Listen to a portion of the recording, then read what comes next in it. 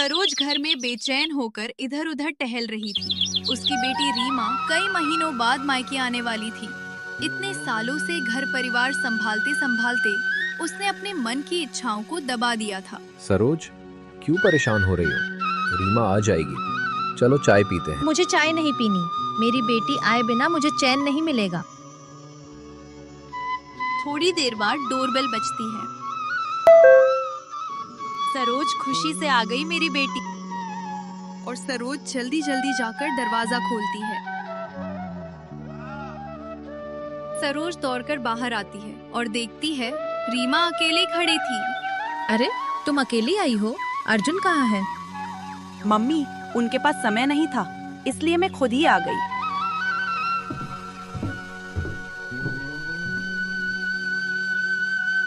रीमा के आने की खुशी में आज सब साथ में बाहर चलते हैं, फिल्म देखते हैं। नहीं, आज मैं बेटी के साथ ही रहूंगी। इतना बोलकर रीमा और सरोज दोनों अपने कमरे में चले जाते हैं।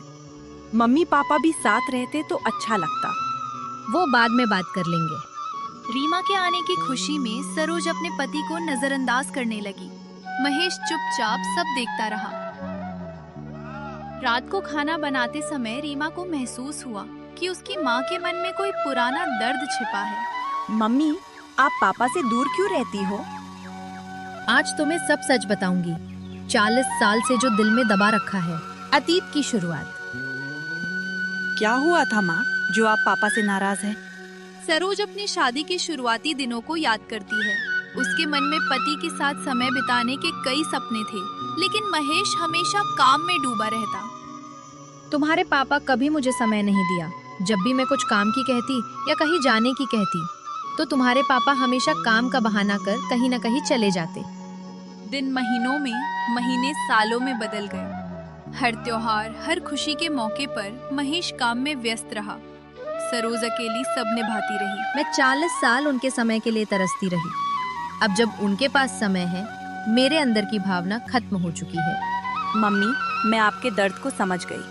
सरोज अपनी कहानी सुनाकर रो पड़ी। रीमा को समझ आया कि उसकी माँ का व्यवहार क्यों बदल गया था। दरवाजे के पास खड़े महेश ने सब सुन लिया। महेश को पहली बार एहसास हुआ कि काम के पीछे भागते भागते उसने अपने परिवार को खो दिया था।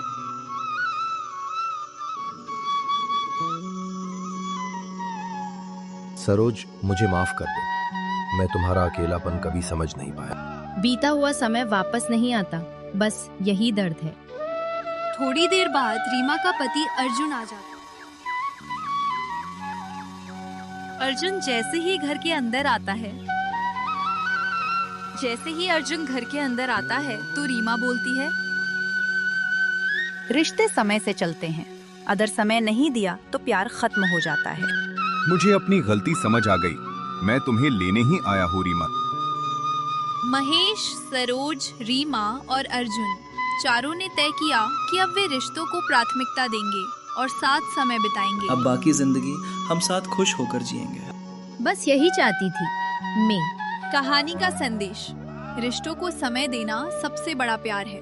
पैसा और काम जरूरी है, लेकिन परिवार से बढ़कर नहीं। जो समय निकल जाता है वो कभी वापस नहीं।